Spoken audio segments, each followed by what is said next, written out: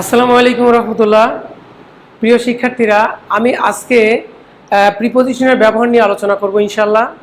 আমরা জানি যে প্রিপোজিশন নাউনের সাথে বসে, অ্যাডজেক্টিভের সাথে বসে এবং ভার্বের সাথে বসে।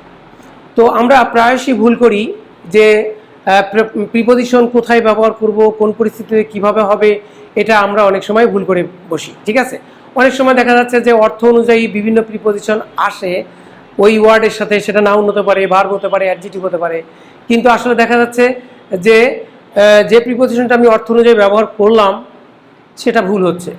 ঠিক আছে, তো আমরা আজকে দেখব যে কিভাবে আমরা খুব সহজে ভার্বের সাথে বা নাউনের সাথে বা অ্যাডজেক্টিভের সাথে সুন্দরভাবে প্রিপোজিশনগুলো ব্যবহার করতে পারি এবং সেগুলো মিনিংফুল হবে ইনশাল্লাহ।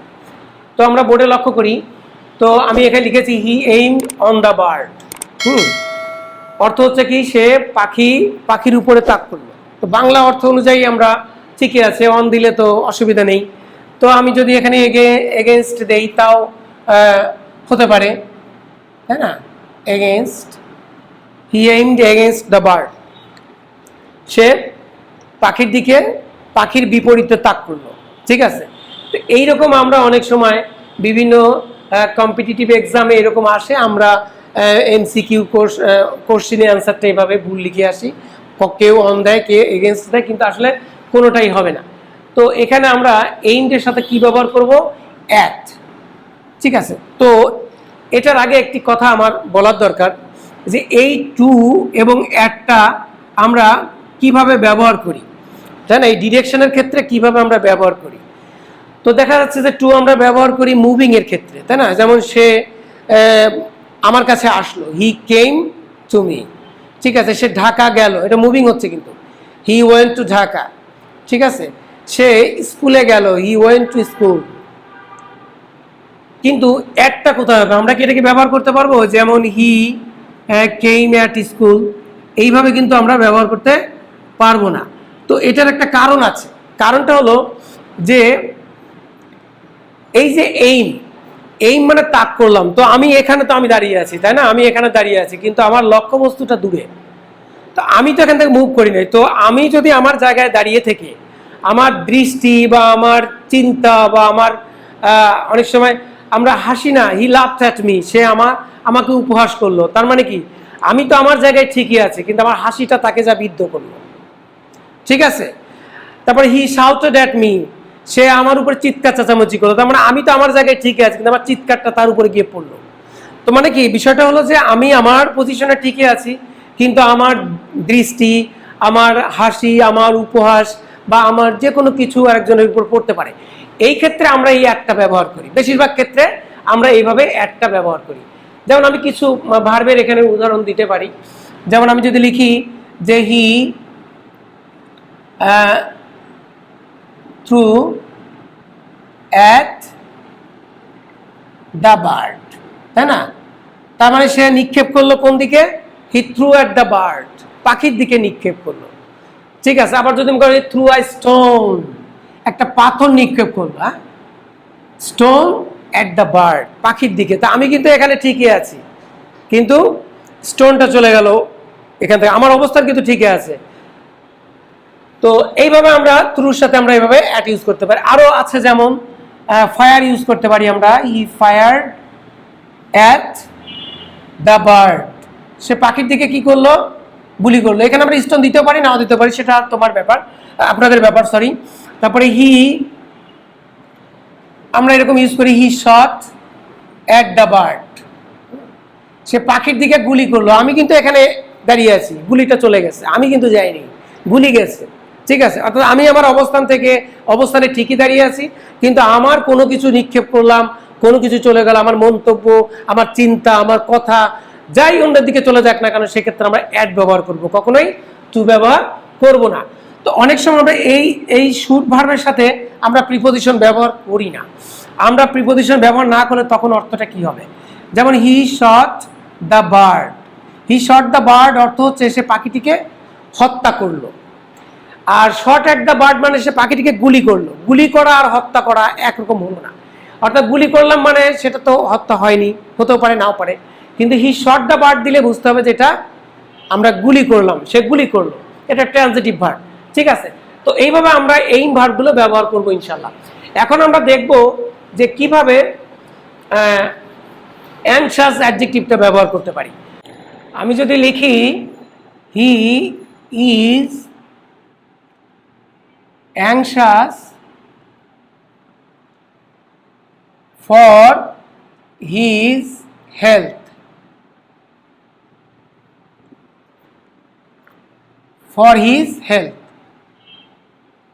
ঠিক আছে, তাহলে সে তার স্বাস্থ্য নিয়ে দুশ্চিন্তিত, অর্থাৎ দুশ্চিন্তাগ্রস্ত। তো দুশ্চিন্তাগ্রস্ত হলে আমরা তো ফর ইউজ করতে পারবো না, আমাদের কি ইউজ করতে হবে? আমাদের ইউজ করতে হবে অ্যাবাউট। ঠিক আছে, তারপরে ফরও ইউজ করা যায়, সেটা কোন ক্ষেত্রে? যেমন প্যারেন্টস আর অ্যাংশাস ফর দেয়ার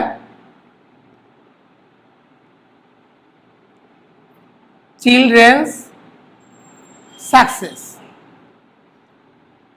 ওকে, অর্থাৎ বাবা মায়েরা তাদের সন্তানদের সফলতা নিয়ে উদ্বিগ্ন।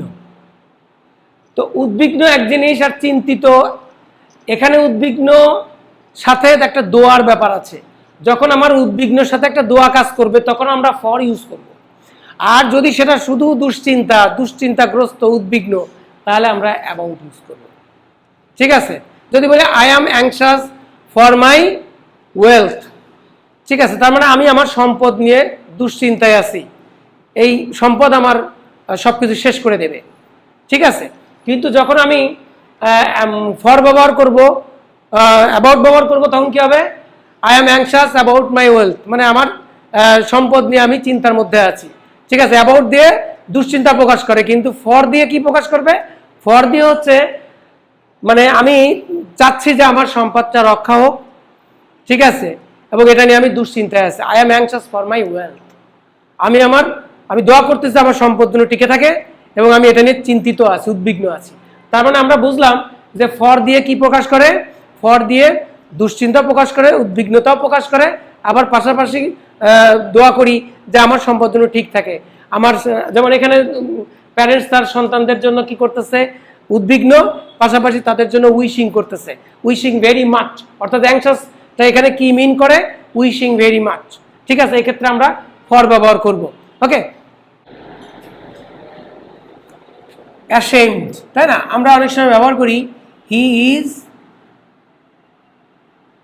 অ্যাশেমড অফ হিজ মিসকন্ডাক্ট, অর্থাৎ সে তার আচরণ নিয়ে লজ্জিত। আর যদি এরকম থাকে the boy is shy of elderly people. তো অ্যাশেমড মানে হচ্ছে কোনো কৃতকর্মের জন্য লজ্জা, এখন খারাপ কিছু করছে এই জন্য সে লজ্জা পাচ্ছে, লজ্জিত সে। আর শাই অফ মানে হচ্ছে লাজুকতা, অর্থাৎ লাজুক, সে লজ্জা পায়। যেমন ছেলেটা কোনো বয়স্ক মানুষের কাছে গেলে সে খুব লজ্জা পায়, কথা বলতে পারে না, নার্ভাস ফিল করে। ঠিক আছে, সে নার্ভাস ফিল করে। তাহলে শাই অফটা কোথায় ব্যবহৃত হবে? শাই অফটা ব্যবহৃত হবে কোনো বয়স্ক মানুষ বা কোনো জায়গায় গেলে সে আনইজি ফিল করে, অর্থাৎ সে নার্ভাস থাকে। এই ক্ষেত্রে আমরা শাই অফটা ব্যবহার করব ইনশাল্লাহ। ঠিক আছে, তারপরে এখন আমরা আলোচনা করব অ্যাংরি অ্যাট নিয়ে। ঠিক আছে, যেমন হি ইজ অ্যাংরি, অনেক সময় আমরা অন বা এগেনস্ট ইউজ করি। He is angry on me, সে আমার উপর রাগারাগি করলো। ঠিক আছে, কিন্তু আমরা অ্যাংরি অন কখনো ব্যবহার করতে পারবো না। আমরা কি ব্যবহার করব? উইথ অথবা অ্যাট ব্যবহার করব, তাই না?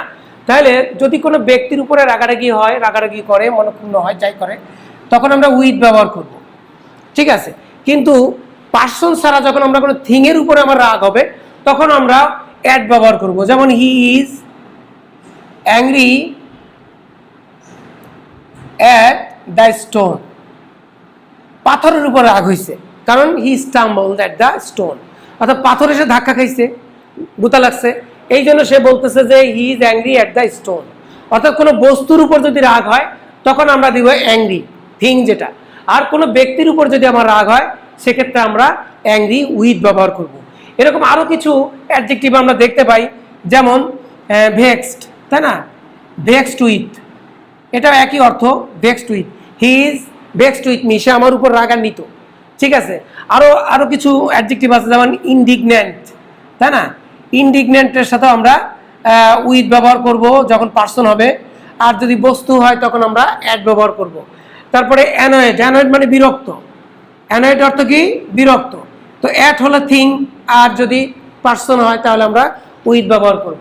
তো ঠিক আছে, এইভাবে আমরা অ্যাডজেক্টিভ বা ভার্ব অথবা নাউনের সাথে প্রিপোজিশন ব্যবহার করতে পারবো। ঠিক আছে, তো আজকের ক্লাস আমি এখানে শেষ করতে চাচ্ছি। তো ক্লাসটি শেষ করার আগে আপনাদের কাছে একটা ছোট্ট অনুরোধ, সেটা হলো যদি আমার ভিডিওটি আপনাদের ভালো লেগে থাকে তাহলে আপনারা আমার এই চ্যানেলটি সাবস্ক্রাইব করবেন এবং লাইক দিবেন, এবং যদি কোনো পরামর্শ বা কোনো প্রশ্ন থেকে থাকে আমাকে কমেন্ট বক্সে লিখে জানাতে পারেন। তো আজকে এই পর্যন্তই, সবাইকে শুভেচ্ছা জানিয়ে আজকের ক্লাস আমি এখানে শেষ করছি। আসসালামু আলাইকুম ওয়া রাহমাতুল্লাহ।